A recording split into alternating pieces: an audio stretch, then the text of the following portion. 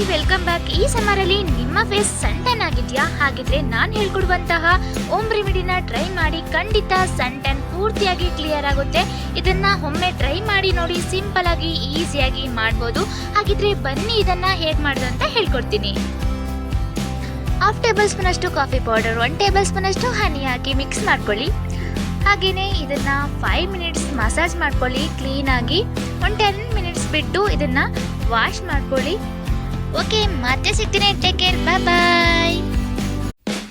Hi welcome back. ಈ ಸಮರಲ್ಲಿ ನಿಮ್ಮ ಫೇಸ್ ಸನ್ ಟ್ಯಾನ್ ಆಗಿದೆಯಾ? ಹಾಗಿದ್ರೆ ನಾನು ಹೇಳ್ಕೊಡುವಂತಹ ಓಮ್ ರೆಮಿಡಿನ ಟ್ರೈ ಮಾಡಿ, ಖಂಡಿತ ಸನ್ ಟ್ಯಾನ್ ಪೂರ್ತಿಯಾಗಿ ಕ್ಲಿಯರ್ ಆಗುತ್ತೆ. ಇದನ್ನ ಒಮ್ಮೆ ಟ್ರೈ ಮಾಡಿ ನೋಡಿ, ಸಿಂಪಲ್ ಆಗಿ ಈಸಿಯಾಗಿ ಮಾಡ್ಬೋದು. ಹಾಗಿದ್ರೆ ಬನ್ನಿ ಇದನ್ನ ಹೇಗೆ ಮಾಡೋದು ಅಂತ ಹೇಳ್ಕೊಡ್ತೀನಿ.